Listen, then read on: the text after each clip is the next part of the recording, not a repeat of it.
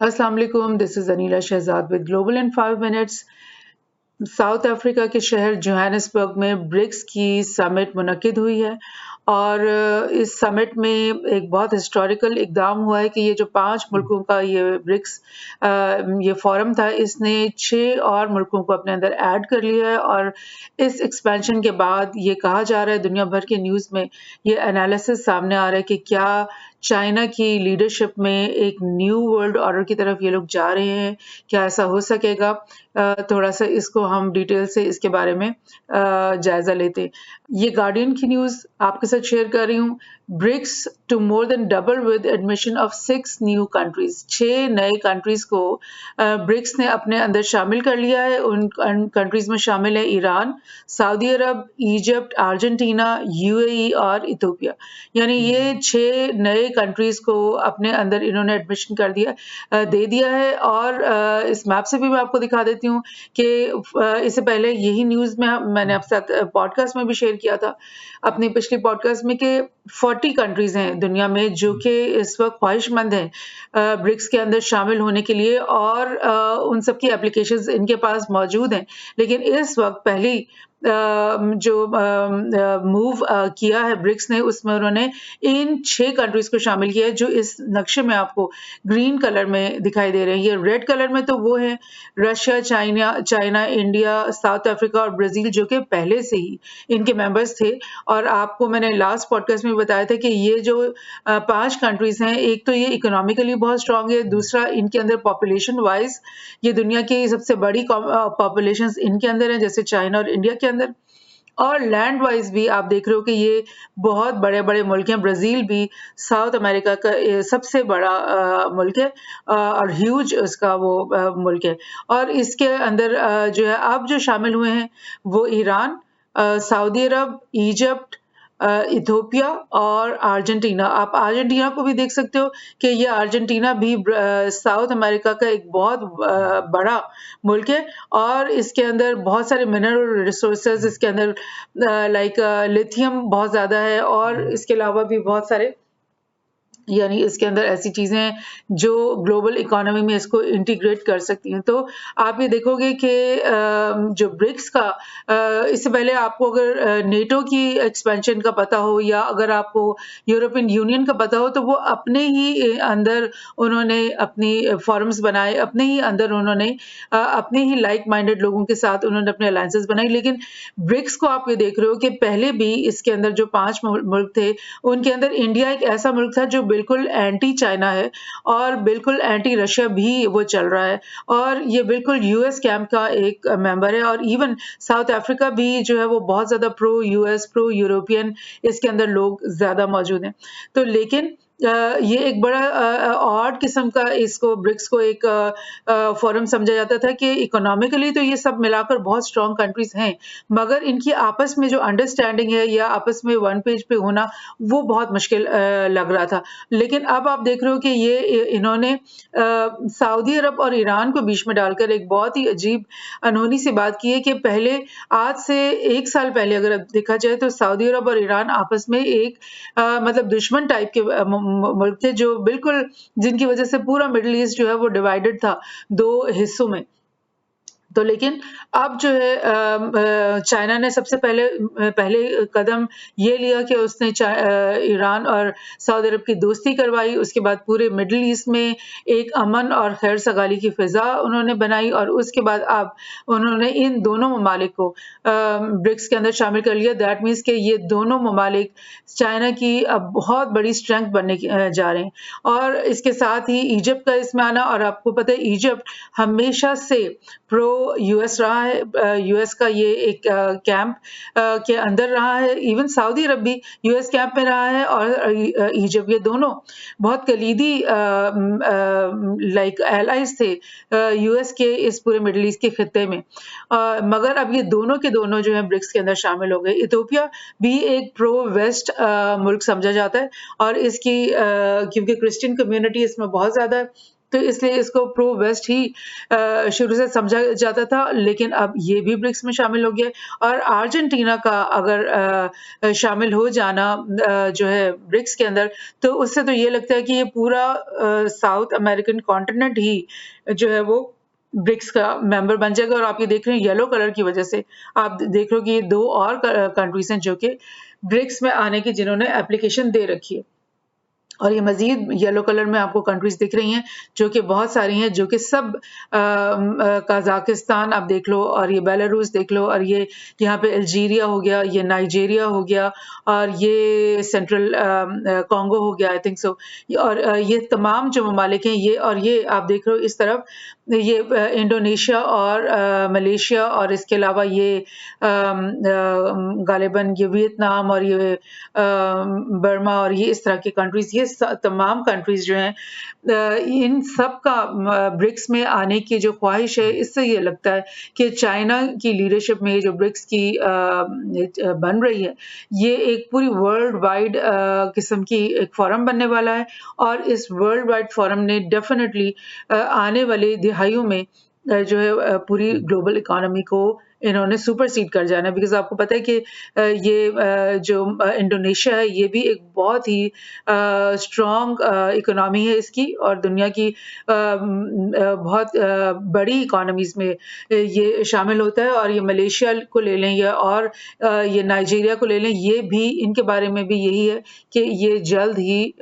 मज़ीद इनकी इकोनॉमीज़ बहुत ज़्यादा ग्रो करने वाली हैं। सो ये तो हो गया ये एक नक्शा। लाइक और भी हम कुछ शेयर करते हैं कि Xi Jinping dominates BRIC summit as leaders endorse Beijing's led expansion. यानी ये जो पूरा का पूरा ब्रिक्स है, इसको लीड कौन कर रहा है? चाइना लीड कर रहा है, बिकॉज़ ये जितने भी कंट्रीज यहाँ पर आ रहे हैं, इस ब्रिक्स के अंदर शामिल हो रहे हैं, वो चाइना को देख करके सामने आ रहे हैं, इसमें शामिल हो रहे हैं, बिकॉज़ चाइना इस वक्त वर्ल्ड इकोनॉमी को डोमिनेट कर रहा है। और इंडिया जो है वो एक, जैसे मैंने लास्ट टाइम भी कहा था कि ये एक odd man in the soup है, बिकॉज़ इंडिया जो है वो एंटी चाइना और एंटी रशिया पॉलिसी के ऊपर इस वक्त कारबंद है। और इसकी तमाम जो अलायंसेस हैं, इसके अलावा क्वाड्स में हो गई और इसके अलावा और मजीद जो इसकी स्ट्रेटेजिक अलायंसेस हैं वो नेटो के साथ और यूएस के साथ और यूरोप के साथ ज़्यादा हैं। तो इसलिए ये एक ऐसा मुल्क है जो कि ब्रिक्स में ये लाइक उस तरह से शामिल नहीं है जैसे कि बाकी तमाम ब्रिक्स के जो ममालिक हैं वो चाइना की लीडरशिप में ब्रिक्स के अंदर आ रहे हैं और चाइना के साथ वो अपनी मुस्तकबिल को जुड़ा हुआ देखते हैं और चाइनीज़ इकोनॉमी के साथ अपनी और बीआरआई के साथ अपनी इकोनॉमी को जुड़ा हुआ देखते हैं। सो ये इंडियन न्यूज़पेपर्स हैं, उनमें से मैं आपको एक दो शेयर करती हूँ। एक है इकोनॉमिस्ट, उसने बोला कि BRICS bloc is driven with tensions. ये इसी वजह से ये कहा जा रहा है कि क्योंकि इंडिया जो है वो चाइना और रशिया के साथ टेंशन में है और ब्रिक्स की ये जो समिट हुआ है इसमें एक वाहिद इंडिया ही ऐसा मुल्क था जो कि यूक्रेन वॉर में रशिया को कंडेम करने के लिए तैयार है या ताइवान के मामले में चाइना को कंडेम करने के लिए कन्फ्रंट करने के लिए तैयार है। तमाम क्वाड की जो सरगर्मियां हैं ताइवान के हक में और चाइना के खिलाफ, उन सब का बढ़ चढ़ के उसमें हिस्सा लेने वाला इंडिया है। तो लिहाजा इंडियन न्यूज़पेपर्स तो कहेंगे कि इस ब्लॉक के अंदर टेंशन है बिकॉज इंडिया एक ऐसा मुल्क है जिसकी चाइना के साथ और रशिया के साथ टेंशंस चल रही हैं। और इसी टेंशन का एक हिस्सा ये है कि चाइना और इंडिया के बीच में 2020 से बॉर्डर टेंशंस चल रही हैं और चाइना ने कुछ लद्दाख का कुछ एरिया, काफ़ी ज़्यादा एरिया है जो कि चाइना ने इस वक्त कब्जा किया हुआ है और इंडिया का हर समिट में और हर इंटरनेशनल कॉन्फ्रेंस में यही कहता रहा है कि चाइना जो है वो हमारी लैंड में से यानी कि लद्दाख में से विड्रॉ करे तो फिर हम चाइना के साथ बात करेंगे किसी भी मामले में। तो यही चीज़ अभी भी सामने आई। ये देखिए हिंदुस्तान टाइम्स ये कह रहा है कि holding the line on China, यानी Modi was emphatic in saying that a stable LAC is key to normalizing ties, but China may not stop using border aggressions as leverage. यानी मोदी का यही इसरार के लाइन ऑफ एक्चुअल कंट्रोल से आप वापस चले जाओ, और चाइना का यही इसरार के हम तो अपने ही एरिया में बैठे हुए, लद्दाख तो पहले ही हमारा एरिया था और हमने अपना ही एरिया लिया, तो लिहाजा इसके ऊपर बातचीत अलहदा टोन में होगी, अलहदा तरीके से होगी, और बाकी मामलात इकोनॉमी बाकी चीज़ें उनको तुम अलहदा से रखो और बॉर्डर की मामलात को अलहदा से रखो। ये है चाइना का मैसेज, जिसके ऊपर आने के लिए इंडिया तैयार नहीं है। तो बहरहाल इंडिया इसके अंदर जो है वो एक odd man in this whole BRIC summit है। और अब रह जाती है बात पाकिस्तान की। क्या पाकिस्तान की भी कोई ब्रिक्स के अंदर शामिल होने का इरादा है? इसके बारे में हमारी फॉरेन ऑफिस ने ये बात कही है। Pakistan says made no formal request to join BRICS, यानी पाकिस्तानी फॉरेन जो स्पोक्स पर्सन है उन्होंने बोला है कि पाकिस्तान ने अभी तक ब्रिक्स को ज्वाइन करने के लिए कोई फॉर्मल रिक्वेस्ट नहीं भेजी है। उसकी एक वजह हो सकती है बिकॉज हमारा चाइना के साथ तो बहुत करीबी ताल्लुकात हैं ही, और BRI के मामले में, CPEC के मामले में, और वैसे भी हमारी बहुत सारे जियो स्ट्रेटेजिक्स मामलात में चाइना के साथ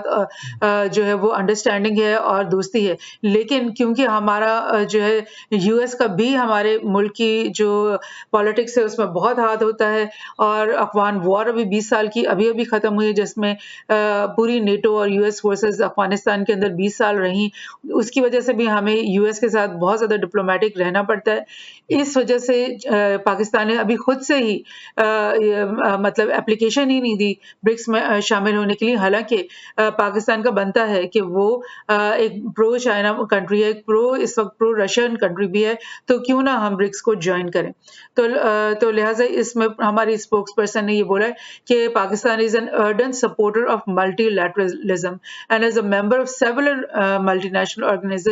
organizations it has always played an important role for global peace and development. Senator Mushahid Hussain जो हैं वो ब्रिक्स की इवेंट में इस वक्त गए हुए थे और वो वहाँ पे शामिल थे, और उन्होंने अभी ये बात कही है कि Indian opposition appears to be dying down when it has succeeded to in the past to keep Pakistan out of the bloc. यानी मुशाहिद हुसैन ने इस बात का यानी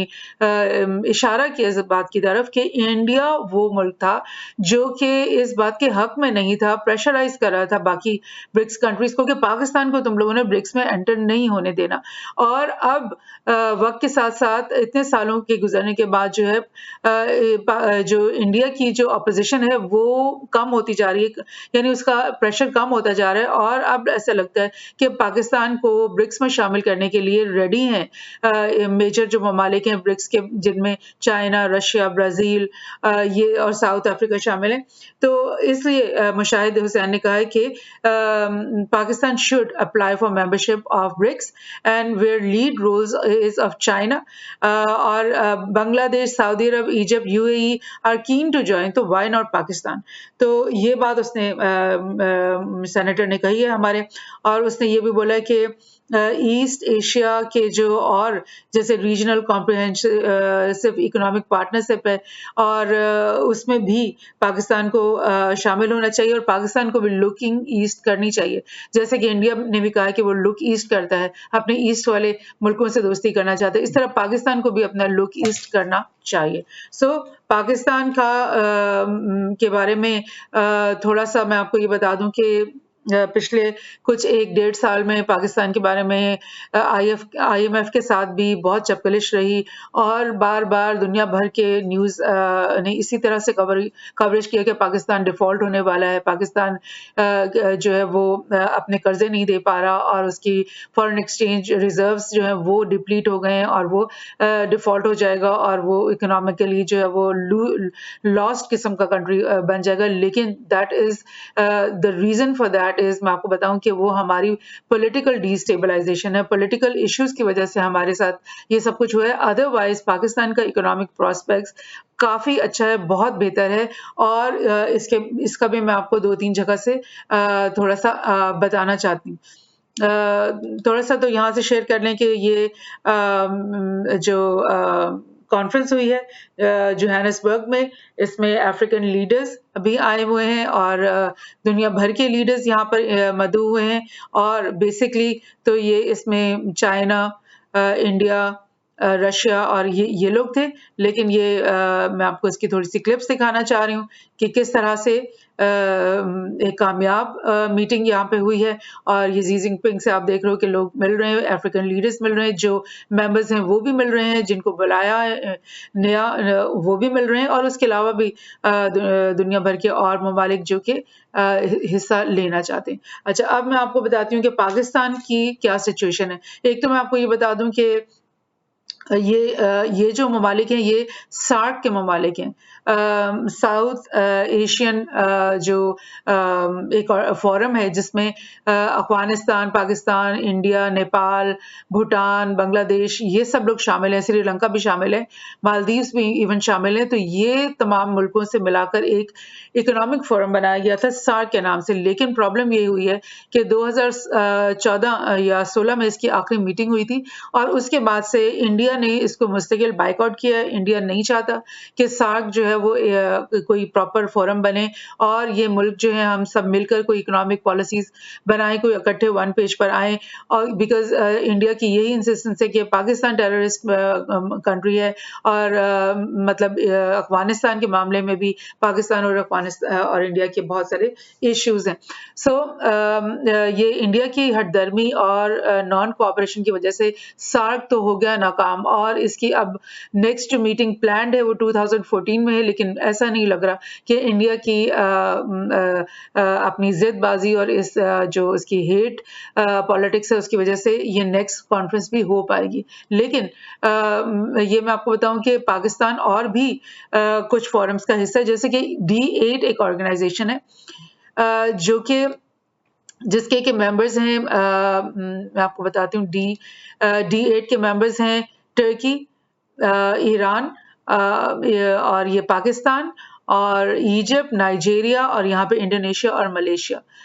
ये मैं आपको बता देती हूँ, Bangladesh, Egypt, Indonesia, Iran, Malaysia, Nigeria, Pakistan and Turkey, ये चारों मिलाकर के D8 कंट्रीज बनते हैं। बिकॉज ये तमाम कंट्रीज जो हैं ये पॉपुलेशन वाइज भी अच्छे खासे हैं और 13% ऑफ वर्ल्ड्स पॉपुलेशन को कवर करते हैं। 7.6 square kilometres million square kilometres करते हैं और जो है 2006 में इनकी जो टोटल वर्थ थी ट्रेड की वो $35 बिलियन थी और 2010 में 68 बिलियन हो गई। यानी आप देख रहे हो कि कितनी तेजी से इनके अंदर यानी वो हो रहा है तरक्की और बेहतरी आ रही है। तो इस ग्रुप को बनाने वाले कौन थे? टर्की के अंदर एक सेमिनार हुआ था 1996 में और उसमें कहा गया था कि तमाम जो मुस्लिम कंट्रीज हैं उनको क्यों ना मिला करके जो है वो एक ग्रुप बनाया जाए जिसमें हम एज मुस्लिम कंट्रीज इकट्ठे होकर एक इकोनॉमिक फोरम बनाए। तो वो पूरा फोरम तो ज़ाहिर नहीं बन सका, लेकिन उस वक्त 1997 में टर्की में जो पहला समिट हुआ उसमें Bangladesh, Egypt, Indonesia, Iran, Malaysia, Nigeria और पाकिस्तान इसके मेंबर्स बन गए और ये एक फोरम है जिसकी मीटिंग्स होती रहती हैं। सो लिहाजा ये भी एक फोरम है जिसमें पाकिस्तान जो है मुस्लिम कंट्रीज और मुस्लिम ब्रदरहुड के साथ मिल करके एक इकोनॉमिक फोरम का हिस्सा है। इसके अलावा एक और भी फोरम है जिसका नाम है नेक्स्ट 11 और ये फोरम जो है वो जिम ओनेल ने इसको रिकॉग्नाइज किया था 2018 में। और जिम ओनेल कौन है? वो गोल्डमैन सैच्स के मतलब चीफ रहे। मैं उनका आपको थोड़ा सा बायो पहले बता दूं कि जिम ओनील कौन थे। He is actually just one second, former chairman of Goldman Sachs और former UK ट्रेजरी मिनिस्टर भी रहे हैं और pan European commission on health and sustainable development के मेंबर हैं इस वक्त। तो इन्होंने 2018 में जब वो गोल्डन सैक्स में थे उस वक्त उन्होंने आइडेंटिफाई किया था कि नेक्स्ट 11 यानी आने वाली दिहाइयों में जो 11 मुल्क हैं जो कि वर्ल्ड इकोनॉमी को डोमिनेट करेंगे वो कौन से हो सकते हैं। और उसमें उन्होंने जब जो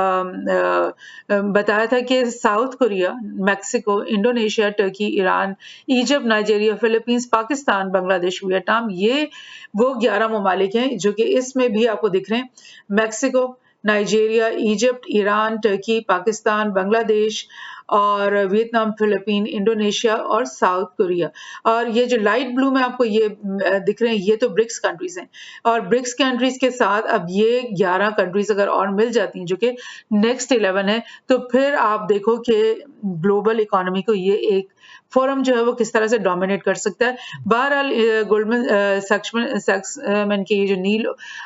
जिम ओनील थे, इन्होंने उस वक्त भी ये कहा था कि ये बिल्कुल इन लोगों के से ये उम्मीद है कि ये बहुत इजीली डोमिनेट कर लेंगे अगली सेंचुरी को, या अगली जो आने वाली दिहाइयों में इनके अंदर ग्रोथ का जो प्रॉस्पेक्ट्स है वो बहुत ज़्यादा होगा। लेकिन उनके अंदर कुछ इश्यूज भी हैं, जैसे कि उनके अंदर लाइक पॉलिटिकल इश्यूज या कोई ऐसे और इश्यूज जो कि उनकी ग्रोथ को रोक सकते हैं, स्पेशली ये जो पॉलिटिकल इश्यूज हैं। और उन्होंने बोला था कि तमाम इश्यूज के बावजूद ये हम देख रहे हैं कि इनकी जो इकोनॉमिक परफॉर्मेंस है वो स्टेबल रही है, स्टेबली वो आगे की तरफ जाती रही है। तो इसी वजह से इन 2005 Goldman Sachs estimated that 9/11 could reach 2/3 of the size of G7 by 2050, यानी कि 2050 में ये G7 के 2/3 यानी इसके मुकाबले में आ जाएंगे। और यानी ब्रिक्स के बाद सेकंड जो बड़े ग्रुप होगा वो इन N9 का या नेक्स्ट 11 का ये ग्रुप हो सकता है। और उस वक्त भी उन्होंने यही कहा कि पॉलिटिकल रिस्क जो है वो एक इश्यू हो सकता है जो कि इनकी की ग्रोथ या प्रोग्रेस को रोक सकता है। और उसके अंदर स्पेशली उस वक्त भी उन्होंने पाकिस्तान को पॉइंट आउट किया था कि पॉलिटिकल रिस्क जो है पाकिस्तान के लिए बहुत डैमेजिंग हो सकता है। और यही बात अभी हम समझ भी सकते हैं कि पाकिस्तान इस वक्त अगर अपनी पॉलिटिकल इश्यूज को रिजॉल्व कर ले, एक प्रॉपर स्टेबल और सिचुएशन में अपने आप को लेकर आ जाए, और ऐसी सिचुएशन जिसमें वो अपने रीजन के अंदर अच्छी तरह से प्ले कर सके अपना रोल, अपना पार्ट, और अपने मफादात का जो है वो अच्छी तरीके से उनको डिफेंड कर सके, तो फिर कोई वजह नहीं है कि आने वाले दिहाइयों में पाकिस्तान जो है वो एक इकोनॉमिकल सक्सेस बनकर के सामने आए। Thank you.